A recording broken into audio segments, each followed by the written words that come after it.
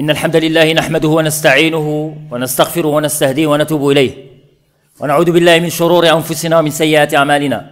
من يهده الله فهو المهتد ومن يضلل فلن تجد له وليا مرشدا. وأشهد أن لا إله إلا الله وحده لا شريك له أكرمنا بخير كتاب أنزل وخصنا بخير نبي أرسل محمد صلى الله عليه وسلم. وأشهد أن محمدا عبده ورسوله صفيه وخليله أدى الأمانة وبلغ الرسالة ونصح الأمة وجاهد في الله حق جهاده حتى أتاه اليقين. فاللهم احينا على سنته وامتنا على ملته واحشرنا في زمرته مع الذين أنعمت عليهم يا رب العالمين يا أرحم الراحمين. يقول الله عز وجل في كتابه الكريم: يا أيها الناس اتقوا ربكم الذي خلقكم من نفس واحدة وخلق منها زوجها وبث منهما رجالا كثيرا ونساء واتقوا الله الذي تساءلون به والأرحام إن الله كان عليكم رقيبا. يا أيها الذين آمنوا اتقوا الله وقولوا قولا سديدا يصلح لكم أعمالكم ويغفر لكم ذنوبكم ومن يطع الله ورسوله فقد فاز فوزا عظيما. اللهم اجعلني وأحبتي من الفائزين. أما بعد، فإن أصدق الحديث كتاب الله وخير الهدي هدي محمد صلى الله عليه وسلم وشر الأمور محدثاتها وكل محدثة بدعة وكل بدعة ضلالة وكل ضلالة هي وصاحبها في النار. اللهم اجرنا من البدع والنار يا رحيم يا رحمن يا جبار. أما بعد، أيها الإخوة والأخوات، هذا شهر التعبئة للدفاع عن النبي صلى الله عليه وسلم، التعبئة للحديث عن مزايا هذه الرسالة العظيمة، الحديث عن الإجابات التي جاء بها النبي صلى الله عليه وسلم. ما الذي قدمه النبي صلى الله عليه وسلم للبشرية؟ على كل واحد منا نحن كمسلمين أن نتعلم وأن ندرس وأن نعي ما الذي قدمه النبي صلى الله عليه وسلم إلى البشرية. وكثير من الغربيين من يسأل: ما الذي قدمه النبي صلى الله عليه وسلم للعالم؟ ما الجديد الذي أتى به هذا الرسول، رسول الإنسانية أو رسول الإسلام محمد؟ ما الذي قدم؟ يتساءل الغربيون. ولذلك من واجب المسؤولية ومن حق النبي صلى الله عليه وسلم علينا أن نعرف بهذا النبي صلى الله عليه وسلم، أن نعرف برسالته، أن نعطي الإجابات التي تطرح عن طبيعة هذه الرسالة. ماذا جاء النبي ليغير به البشرية؟ بماذا جاء؟ فالنبي صلى الله عليه وسلم أيها الإخوة جاء وغير البشرية، غير مجرى التاريخ والصيرورة الكينونة البشرية، غيرها النبي صلى الله عليه وسلم برسالته. ولذلك لا شك أن أصحاب الرسالات العظيمة هم عظماء في ذواتهم، هم عظماء في سيرتهم، وإن كانوا قد ظهروا في مرحلة تاريخية معينة إلا أن ظلهم قد شاع في البشرية في مشارق الأرض وفي مغاربها. الآن نتحدث عن النبي صلى الله عليه وسلم بعد 15 قرن بعد ميلاده، فما زلنا نتحدث عن هذا الرسول. فعظمة هذا الرسول بعظمة الرسالة. Mes chers frères et sœurs, on va continuer de parler des caractéristiques de messagers de l'islam et de messages de l'islam. Parce que, il faut savoir, les non-musulmans et les occidentaux s'interrogent souvent sur ce que Mohammed, le messager de l'islam, a apporté à l'humanité. Quelle nouveauté? Qu'est-ce que le prophète de l'islam a apporté à cette civilisation, à l'humanité? Et il faut savoir, il ne faut pas avoir le doute que les porteurs des grands messages, ce sont des grands, ça veut dire des grands dans leur personnalité, c'est des grands dans leurs principes et dans leurs valeurs. Et que même Mohammed sallallahu alayhi wa sallam, il a vécu, et sa vie c'était dans une époque définie, précise, limitée, mais son message il était répandu à travers l'histoire. Et actuellement on parle encore de lui, et on parle de son message qui est l'islam. وعظمة الرسالة وعظمة الرسول صلى الله عليه وسلم وهي بارزة جلية لكل الناس تكمن في أنه حامل رسالة توحيدية عظيمة سماوية شاملة تهدف إلى تعطير جوانب الحياة كلها. فجاء النبي صلى الله عليه وسلم بمشروع للبشرية لك في جميع جوانب حياتك. ونقل النبي صلى الله عليه وسلم نقل البشرية من البربرية من الوثنية إلى الحضارة التوحيدية اليقينية. La remarquable grandeur de messager de l'islam réside dans le fait qu'il a porté un message grand. C'est le message de l'islam. C'est un message céleste qui vient du ciel, monothéiste, et qui a pour objectif premier, améliorer les conditions humaines et lui faire abandonner la sauvagerie, l'idolâtrie, pour l'amener à la civilisation scientifique monothéiste. ولهذا من مقاصد الرسالة اللي جاء بها النبي صلى الله عليه وسلم أن يعلم الناس كيف يعبدون الله. وهذا أول المقاصد. Parmi les premiers objectifs de message de l'islam et le message de notre prophète Mohammed sallallahu alayhi wa sallam, c'est l'adoration d'Allah seul. فالنبي صلى الله عليه وسلم أيها الإخوة نقل البشرية بوحي من الله عز وجل من عبودية البشر من الخضوع للبشر إلى عبودية الله وحده لا شريك له فأصبح الإنسان حرا من عبودية غير الله عز وجل. Donc le prophète de l'islam a fait passer les hommes grâce à la révélation divine de l'adoration, de la soumission à leurs semblables vers l'adoration de Dieu, d'Allah le seul. النظام السابق في قبل الإسلام كان مبني على ماذا؟ مبني على أساس القبلي، على النعرات القبلية، كان مبني على الفوارق الاجتماعية، فكان هناك أقوياء يسودون وكان هناك عبيد يتبعون، يعني فيه سادة وفيه عبيد. À l'époque de notre prophète Mohammed sallallahu alayhi wa sallam, avant la révélation de l'islam, il y avait le problème, le conflit des classes sociales. Il y avait les puissants, les forts qui gouvernaient, qui dominaient, qui avaient tout le pouvoir. Mais il y avait les esclaves qui suivaient.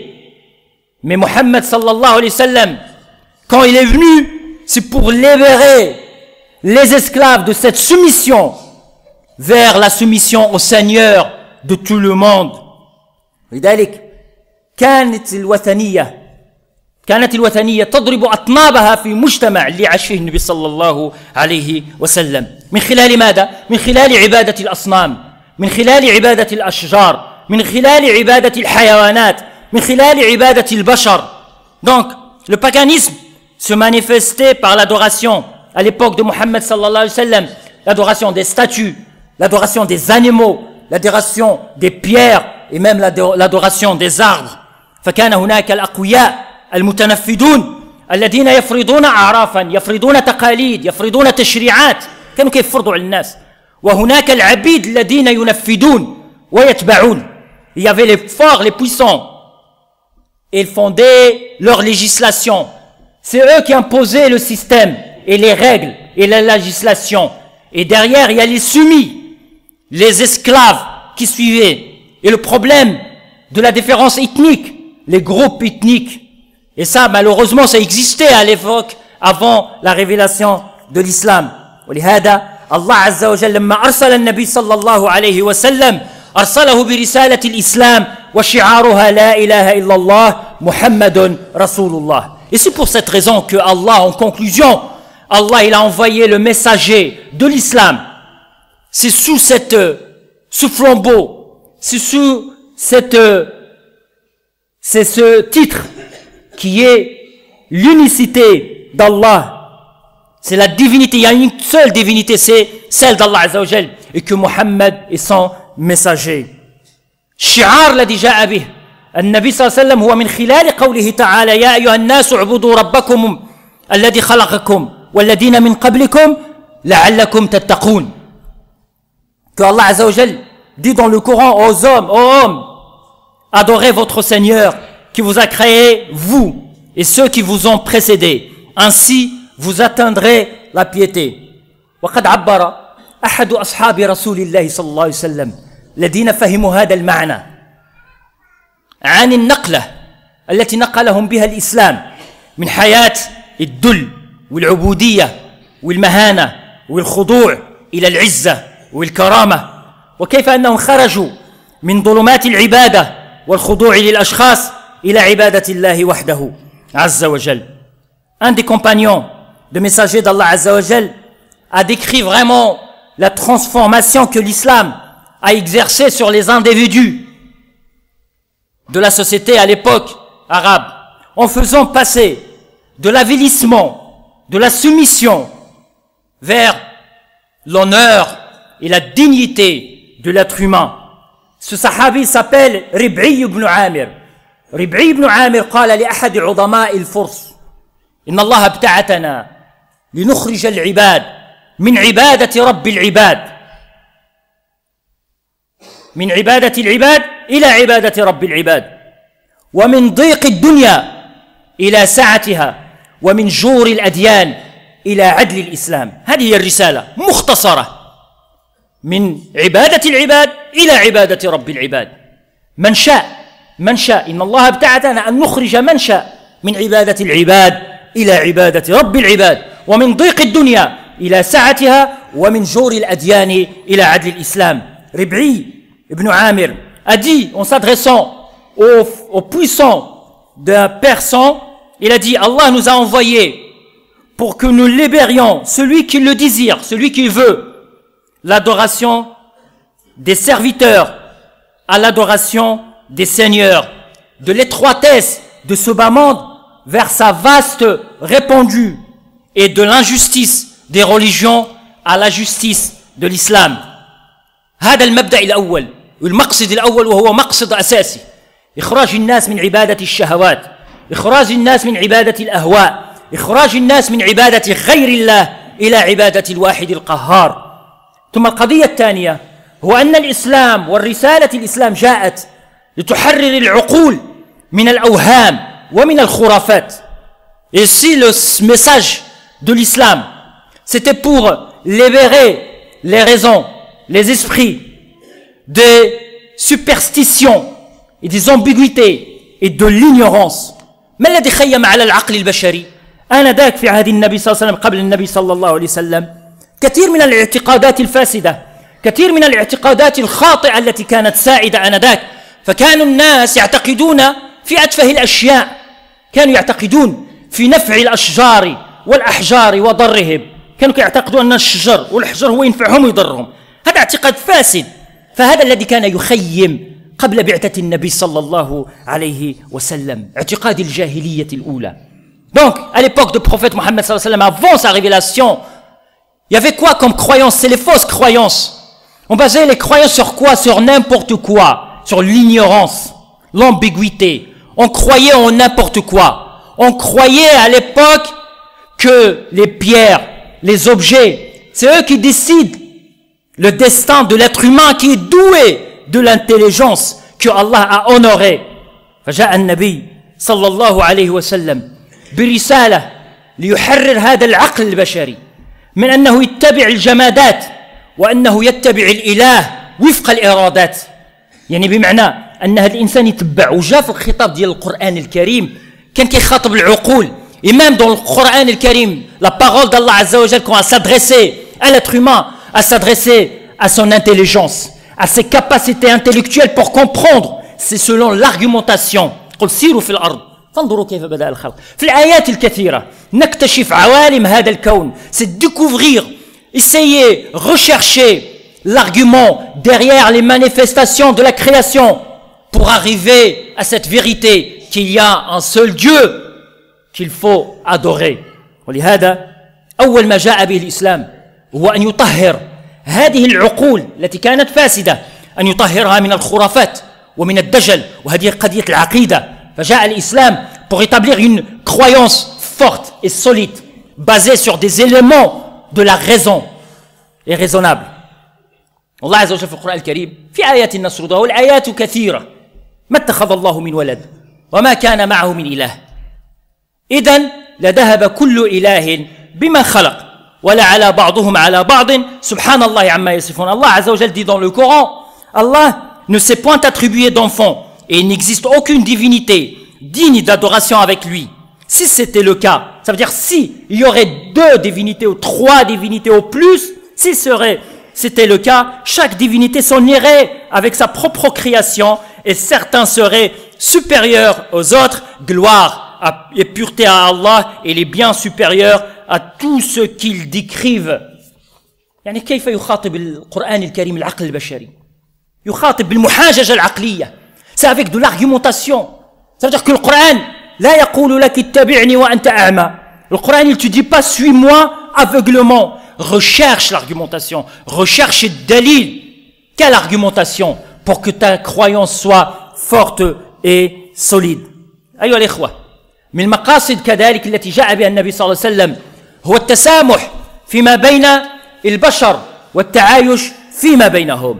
Aussi, parmi les objectifs, qu'est-ce que le prophète sallallahu alayhi wa sallam a apporté à l'humanité? C'est la question de la tolérance et la cohabitation entre les êtres humains.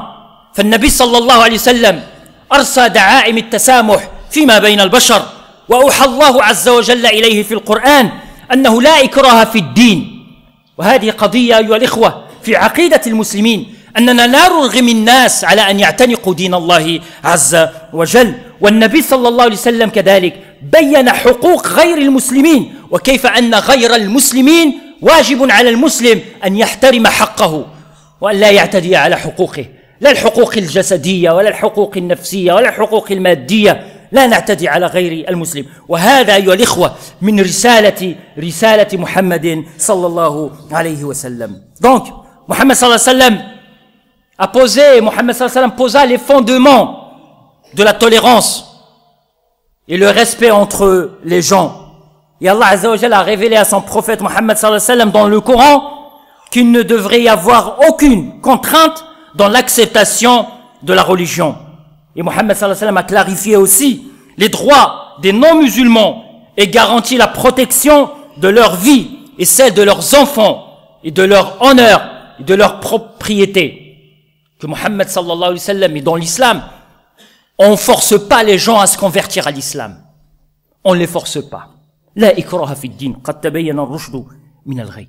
ومن بين أعظم هذه القواعد التي جاء بها نبي الرحمة أن اعتناق الإسلام متروك للقناعة الشخصية للأفراد والجماعات.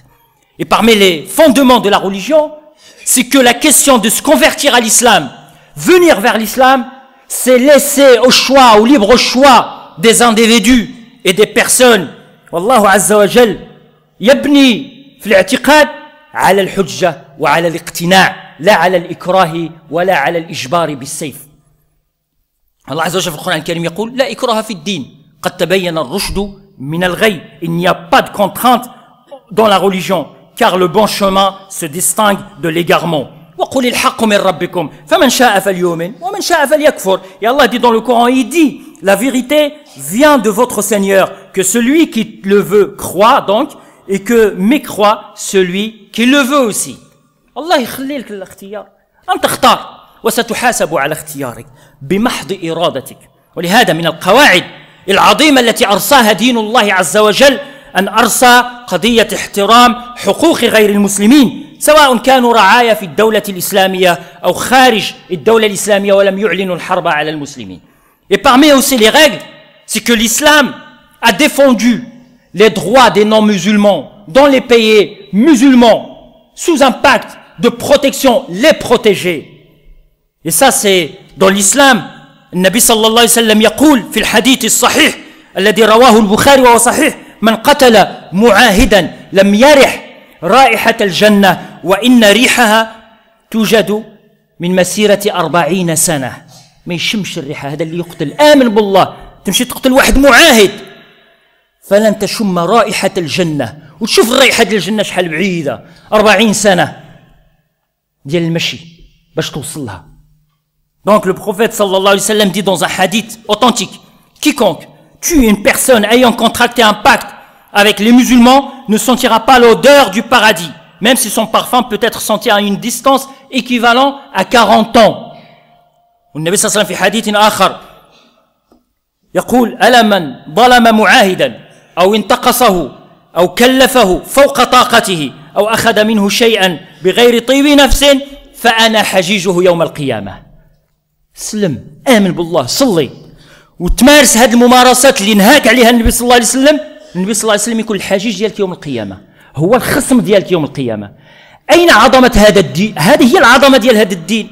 عظمة الدين في قيمه، ما كيتعصبش للأفراد ديالو، وإنما يدافع عن قيمه ومبادئه. وهذه هي القيم اللي جا بها النبي صلى الله عليه وسلم. Il faut savoir, il y a une grandeur au niveau des valeurs et des principes de l'islam. Le prophète sallallahu alayhi wa sallam dit dans un hadith, quiconque fait preuve d'injustice envers une personne ayant contracté un pacte avec les musulmans, le dénigre, lui impose une charge qu'il ne peut supporter, ou lui prend quelque chose sans accord ou sans consentement, je serai, écoutez bien, je serai son adversaire le jour de la résurrection. En Arabie Saoudite, ou au Maroc, en Algérie, Ma'alish, c'est un mécréant hadak, il travaille, ben je le dégdèque, je lui donne plus que le khor muslim. Il n'y a pas ça dans l'islam. Il y a pas, je profite pas de sa situation. C'est pas parce qu'il n'est pas musulman, je lui charge plus que celui qui est musulman. Réfléchis bien, parce que pense que le prophète sallallahu alayhi wa sallam, il devient ton adversaire. Pourquoi? Pour protéger le droit de l'être humain, la dignité de l'être humain. Comment imaginez-vous comment on traite le prophète sallallahu alayhi wa sallam de l'injustice? Alors celui qui a défendu, il a pris cet engagement pour être l'adversaire de son adepte au niveau de la croyance. Mais quand il fait subir une injustice à quelqu'un qui n'est pas croyant, qui n'est pas musulman, c'est le prophète sallallahu alayhi wa sallam qui devient son adversaire, qui en prend en charge la défense de celui qui n'a pas trouvé une défense sur terre. ولهذا أيها الإخوة النبي صلى الله عليه وسلم قرأوا سيرته في المواقف كيف كان يتعامل النبي صلى الله عليه وسلم مع غير المسلمين في الدفاع عنهم. النبي صلى الله عليه وسلم صاحب الرحمة الشاملة. هذا من مقاصد هذه الرسالة. Et parmi les objectifs de message de l'islam et de messager de notre messager, c'est qu'il est la miséricorde pour tout le monde. واتسعت رحمة النبي صلى الله عليه وسلم أبعد يعني أكثر من البشر إلى غير البشر، إلى حتى الحيوانات والبهائم والطيور أخذت واستفادت من رحمة النبي صلى الله عليه وسلم. Même les animaux, ils ont profité de la miséricorde. Ils étaient sous la miséricorde de Muhammad sallallahu alayhi wa sallam. Ils ont bénéficié de cette miséricorde. النبي صلى الله عليه وسلم نهانا أيها الإخوة أن نأخذ وأن نجعل الطيور وغيرها من ذوات الأرواح أن نجعلها أيها الإخوة هدفا للرمي بالسهام. تأخذ واحد الطير وتريني فيه وتلقى تريني فيه. راه نهالك النبي صلى الله عليه وسلم على هذه القضية. هذا الطير. Le prophète sallallahu alayhi wa sallam il nous a interdit de prendre comme objet des oiseaux. Ça veut dire de les prendre comme ton objet de tir, soit avec des flèches ou avec d'autres armes. C'est interdit. والنبي صلى الله عليه وسلم يخبرنا عن تلك المرأة التي دخلت النار بسبب هرة، يعني لم تعطيها ما تأكل ولم تتركها تأكل من خشاش الأرض كما جاء في معنى الحديث. Et le prophète sallallahu alayhi wa sallam nous a informé de la femme qui est entrée au feu à cause de quoi? D'une petite chatte qu'elle a attachée. Elle lui a pas donné à manger. Al-Nabi sallallahu alayhi wa sallam, il nous a informé qu'une femme qui a commis de l'adultère, d'une prostituée zania, plus prostituée, qui est rentrée grâce à la miséricorde d'Allah Azza wa Jalla, c'est pas pour légitimer la prostitution, mais pour montrer l'importance de l'acte qui a été fait sincèrement à cet instant-là. C'est parce que saqat kalban, elle a donné à boire à un chien assoiffé. بهذا الفعل تصوروا أن الرجل في الحديث الصحيح، الرجل الذي أصابه العطش نزل إلى البئر، أخذ الماء، شرب، عندما خرج من البئر صعد من البئر رأى كلبا يلهث، رآه يأكل من ثرى الأرض، فالنبي فقال ذلك الرجل لقد أصابه ما أصابني، فنزل فأخذ الماء فأعطى فسقى ذلك الكلب، فشكر الله له فعله وغفر له. فقال الصحابة أنؤجر ولنا على البهائم أجر؟ قال إن في كل كبد رطبة أجر. Le hadith qui est authentique, le prophète sallallahu alayhi wa sallam nous a il racontait aux sahaba l'histoire de celui qui avait soif. Il a pris de l'eau d'un puits, et quand il a vu un chien, il est redescendu pour prendre de l'eau, il a donné aux chiens. Et le prophète sallallahu alayhi wa sallam, qu'est-ce qu'il dit? Shakarahullah. Allah, il l'a remercié parce qu'il a donné un chien pour boire. Faqal sahaba, on sera récompensé pour le bien qu'on fait aux animaux. Il a dit, c'est pour toute créature vivante qui a de l'âme, vous serez récompensé bi'idnillah. Nabi sallallahu alayhi wa sallam مر بإبل وقد التصق ظهره ببطنه فقال لهم النبي صلى الله عليه وسلم اتقوا الله في هذه البهائم المعجمة اركبوها عندما تكون صالحة وكلوها عندما تكون صالحة. اتقوا الله بهائم معجمة لا تتحدث. Le prophète sallallahu alayhi wa sallam passa une fois devant un chameau d'une maigreur extrême et dit, craignez Allah en ce qui concerne ce bétail qui ne peuvent pas parler. Montez-les lorsqu'elles sont en bonne santé et mangez-les lorsqu'elles sont en bonne santé. أيها الإخوة، لعل من مقاصد رسالة الإسلام كذلك اللي جابه النبي صلى الله عليه وسلم هو احترام الأنبياء وتقدير الأنبياء. Et parmi aussi les objectifs, la mission de notre prophète sallallahu alayhi wa sallam, les grandes valeurs que le prophète sallallahu alayhi wa sallam a défendues, c'est le respect total pour les autres prophètes. فكان النبي صلى الله عليه وسلم اعتبر أن عدم الإيمان بالرسل يخرجك من الإسلام. Le fait de ne pas croire déjà aux autres prophètes, ça te fait sortir de l'islam. La croyance est basée sur l'iman بالرسل, croire. Et كان النبي صلى الله عليه وسلم affectueusement, chaleureusement, quand il parlait des prophètes, يقول الرجل الصالح, يقول أخي, mon frère, au l'empieux, c'est avec de respect total. والقرآن الكريم في آخر سورة البقرة آمن الرسول بما أنزل إليه من ربه والمؤمنون كل آمن بالله وملائكته ورسله لا نفرق بين أحد من رسله وقالوا سمعنا وأطعنا. Allah Azza wa Jal dit dans le Coran, le messager a cru en ce qu'on a fait descendre vers lui venant de son Seigneur, ainsi que les croyants. Tous ont cru en Allah, en ses anges, en ses livres et en ses messagers, en disant, nous ne faisons aucune distinction entre ces messagers. Et ils ont dit, nous avons entendu et obéi. النبي صلى الله عليه وسلم أيها الإخوة دافع عن حقوق الإنسان, دافع عن كرامة الإنسان. Le prophète sallallahu alayhi wa sallam aussi, il a défendu les droits de l'homme. Et on va, inchallah, essayer de traiter cette question à travers l'adieu, ça veut dire le discours d'adieu de Muhammad sallallahu alayhi wa sallam dans son pèlerinage en relation avec le pèlerinage. Les droits qui étaient sauvegardés par le prophète et protégés par le prophète Muhammad sallallahu alayhi wa sallam. La sacralité du sang de l'être humain, sa sacralité de son sang, la sacralité de sa dignité, la sacralité de ses biens. Le droit que Muhammad sallallahu alayhi wa sallam et l'islam a accordé aux femmes, le droit que Muhammad et l'islam a accordé aux vieux, aux personnes âgées et aux petits et à tout le monde, aux animaux. Et il y a un droit garanti par l'islam. أقول قولي هذا وأستغفر الله لي ولكم فادعوه يستجب لكم. بارك الله فيكم.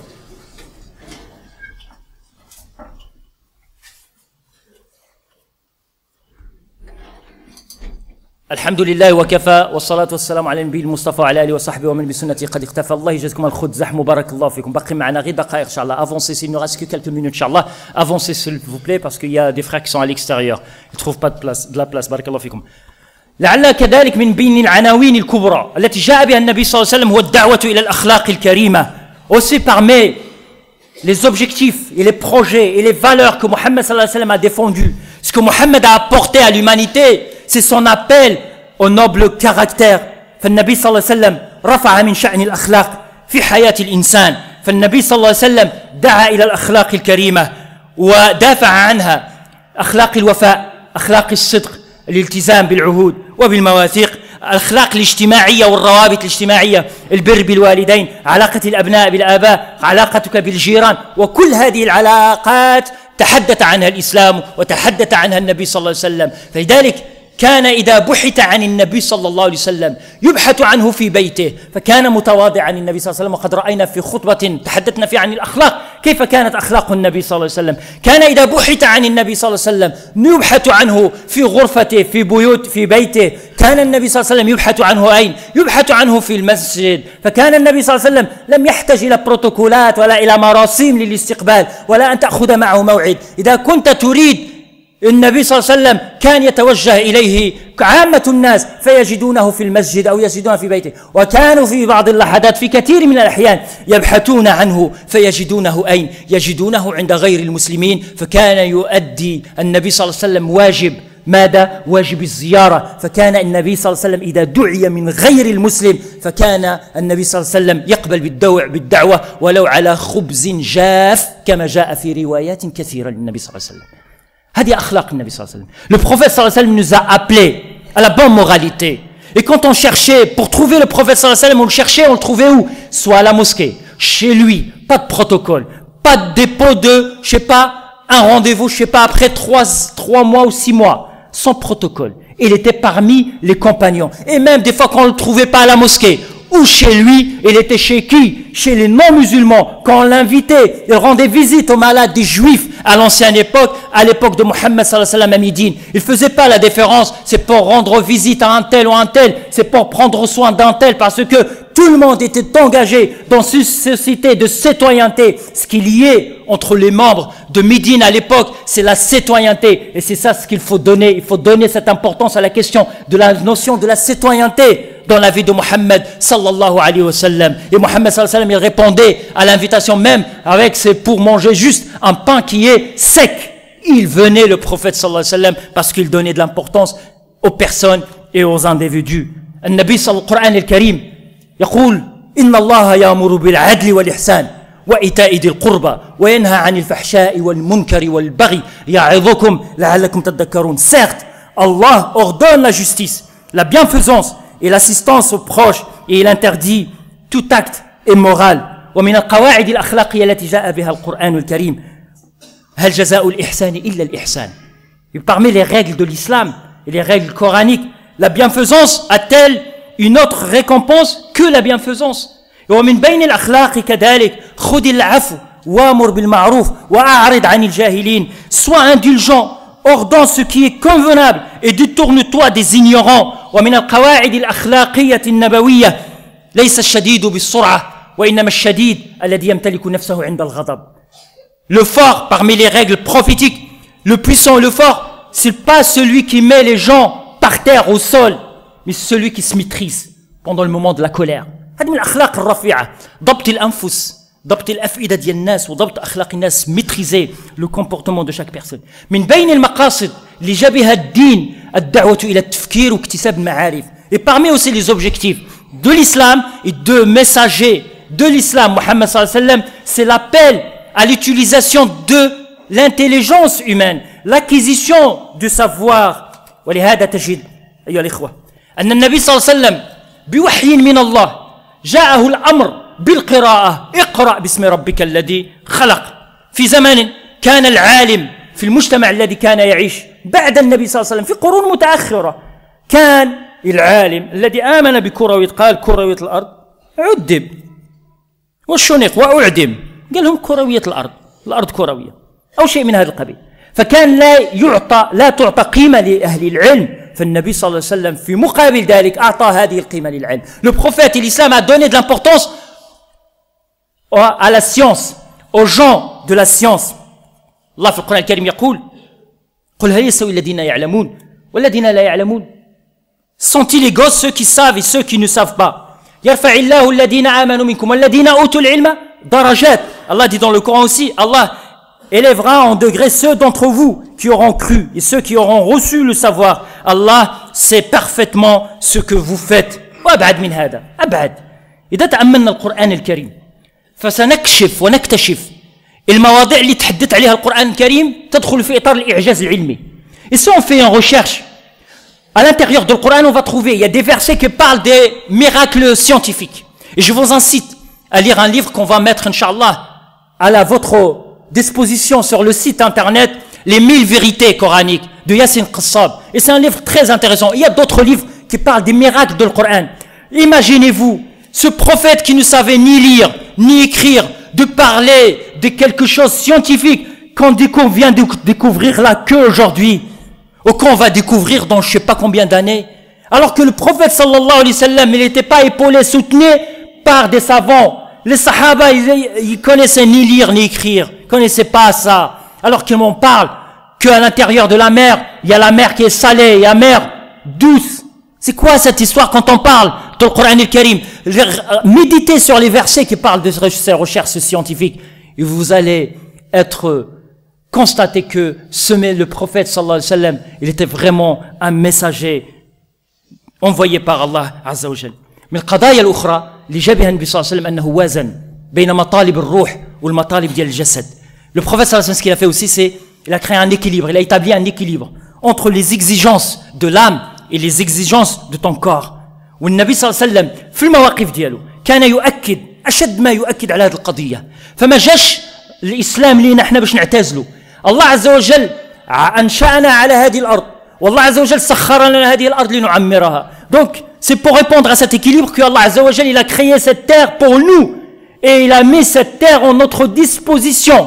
التسخير هو للتدليل والتسهيل والتيسير. هذا معنى سخر لكم. التسخير quand on utilise il a assujetté la terre pour vous, c'est dans le sens c'est la facilité. Il a donné la facilité pour exploiter la terre. يعني في القرآن الكريم ولا تنس نصيبك في الدنيا واحسن كما احسن الله وابتغي في القرآن الكريم وابتغي فيما آتاك الله الدار الآخرة ولا تنس نصيبك في الدنيا واحسن كما احسن الله اليك ولا تبغي الفساد في الارض ان الله لا يحب المفسدين. Vise à travers ce qu'on t'a donné l'au-delà, mais n'oublie pas la partie terrestre, la terre, ne l'oublie pas, néglige pas le travail sur terre. ولهذا النبي صلى الله عليه وسلم علمنا أن النبي صلى الله عليه وسلم هو أتقى الناس وهو أخشانا لله عز وجل ومع ذلك فالنبي صلى الله عليه وسلم يصوم ويفطر يصلي وينام ويتزوج النساء فقال فمن رغب عن سنتي فليس مني. وهذا توجيه من النبي صلى الله عليه وسلم للعيش وفق هذا التوازن. Le prophète صلى الله عليه وسلم, il nous a recommandé, il nous a donné une leçon importante. C'est contre toute déviation au niveau de la conception. C'est pour ne pas comprendre que nous, on travaille que pour le delà et c'est fini. On marginalise la terre. Non, pas du tout. Le prophète sallallahu alayhi wa sallam, il donne l'importance aussi de vrai sur terre. Peupler, c'est faire habiter la terre et peupler la terre par le bien. Le prophète sallallahu alayhi wa sallam, quand il a dit, moi, je prie et je dors, je jeûne et je mange et je me marie. Et celui qui veut s'éloigner de ma religion, de ma sunna, il ne fera pas partie de ma communauté. وهذا هو التوازن. Et c'est ça l'équilibre qu'il faut avoir. أيها الإخوة, من رسائل النبي ومقاصد الرسالة أن النبي صلى الله عليه وسلم دافع عن قضية المساواة بين أجناس البشر وأن التفاضل هو في الإيمان والتقوى. لا نعطي قيمة لعرق ولا نعطي قيمة لبلد وإنما الذي يعطي قيمة لنفسه هو الذي يؤمن بربه ويتقي الله عز وجل. فنسأل الله عز وجل أن نكون من الذين يحبون النبي صلى الله عليه وسلم. اللهم ارزقنا حبه وحب من يحبه. اللهم يا رب ارزقنا حبك وحب من يحبك. اللهم يا رب لك الحمد حتى ترضى ولك الحمد إذا رضيت ولك الحمد بعد الرضا ولك الحمد ملء السماوات والأرض وملء ما بينهما. اللهم يا رب بارك لنا في أسماعنا. اللهم يا رب بارك لنا في أعمالنا. اللهم تجاوز عنا سيئاتنا واغفر لنا ذنوبنا. اللهم استرنا فوق الأرض واسترنا تحت الأرض واسترنا عند العرض بين يديك. اللهم يا رب اشف مرضانا. اللهم إن أخا طلب منا أن ندعو لأمه. اللهم اشفها وعافها. اللهم يا رب اشفها وعافها. اللهم رب الناس اذهب الباس اشفي أنت الشافي لا شفاء إلا شفاؤك شفاء لا يغادر سقما. اللهم اهدنا واهد بنا واجعلنا سببا لمن اهتدى. اللهم اشف مرضى المسلمين. اللهم ارحم موتى المسلمين. اللهم ارحم آباءنا وارحم من له الحق علينا وارحم مشايخنا. اللهم انصر إخواننا في كل مكان. اللهم انصر إخواننا في سوريا. اللهم كن لهم معينا وظهيرا ووليا ونصيرا. إن الله يأمر بالعدل والإحسان وإيتاء ذي القربى وينهى عن الفحشاء والمنكر والبغي يعظكم لعلكم تذكرون. أيها الإخوة في إخبار, juste quelques informations à vous passer. C'est déjà, il y a des frères qui sont venus de loin, sont venus de Bruxelles. On vous a informé. C'est des frères de Bruxelles. Donc la ville Uccle, si vous voulez plus de précision. C'est vous demande, parce que dans cette ville, il n'y a pas de mosquée. Ils vous demandent de l'aide. Inch'Allah ta'ala, comme c'est sunna jariya hnaya, l'habitude qu'on a prise ici, c'est que on donne un rendez-vous, c'est le dernier vendredi. Et ça, c'est le dernier vendredi. C'est pour une mosquée qui vient de loin, de l'extérieur. Et le premier vendredi, c'est pour la mosquée, pour Savigny-Temple. Donc aujourd'hui, c'est le dernier vendredi, Inch'Allah. soyez généreux. J'ai pris personnellement le temps de discuter avec ces frères. Ils sont venus, ils sont partis dans d'autres mosquées, Inch'Allah. Soyez généreux avec eux. Parce que c'est un commerce que c'est un pacte que vous allez faire, la signer avec Allah Azza wa Jal. Là, recherchez et essayez de voir combien vous allez donner. Et ce que vous allez donner, ça va être entre les mains d'Allah Azza wa Jal. Donc, soyez à la hauteur, Inch'Allah, et que les frères, ils attendent de vous, après Allah Azza wa Jal, ils attendent de vous, ça de l'ouverture. Et de l'khair bi'idnillah, que du bien bi'idnillah. Et faites le dua pour celui qui n'arrive pas à donner quelque chose ou à faire il fait, Inch'Allah, le dua pour ses frères là. Autre chose, c'est pour les activités. Il y a le dimanche, donc le cours de Mohamed Guitoun, la jurisprudence, c'est le cours de dimanche entre Al-Maghrib et l'Isha. Et il y a le samedi prochain. Le samedi prochain, on va reprendre, on va continuer là l'organisation des rencontres mensuelles. Inch'Allah, c'est le samedi, le 5 octobre. Le 5 octobre ou le 6. Bon, le samedi prochain, Inch'Allah. C'est que on va organiser cette rencontre mensuelle. C'est autour le sujet. On allait aborder un sujet qui est en relation avec la communauté musulmane, en divergence et convergence, mais vu l'actualité, on va consacrer cette rencontre pour parler de notre messager Mohammed sallallahu alayhi wa sallam, entre l'amour de ses adeptes et entre la réfutation des autres. Inch'Allah, peut-être il va y avoir le frère Bajarafi, le frère Awsat. Inch'Allah, c'est que comme d'habitude, ça va être la 5e rencontre mensuelle et c'est la première de cette année 2012-2013. Donc c'est le samedi prochain, pas demain, Inch'Allah ta'ala. Et autre chose pour les activités des sœurs, donc là pour les cours, ils vont débuter dimanche, c'est après-demain. Donc pour les sœurs, c'est un message adressé aux sœurs, et pour vous, pour vos femmes, vos filles, c'est d'aller voir directement, de se présenter le dimanche à partir de 14h. Barakallahu fikum. Wa nasallahu azza wa jalla an yubarika lana fi a'marina. Subhana rabbika rabbil izzati amma yasifun wa salamun ala al-mursalin walhamdulillahi rabbil alamin. Wa hunaka kadhalik qadiyya. Si vous voulez rester avec nous, il va y avoir la conversion de 2 sœurs ici qui sont venues pour se convertir à l'islam dans cette mosquée. Inch'Allah, si vous voulez rester après la prière, barakallahu fikum.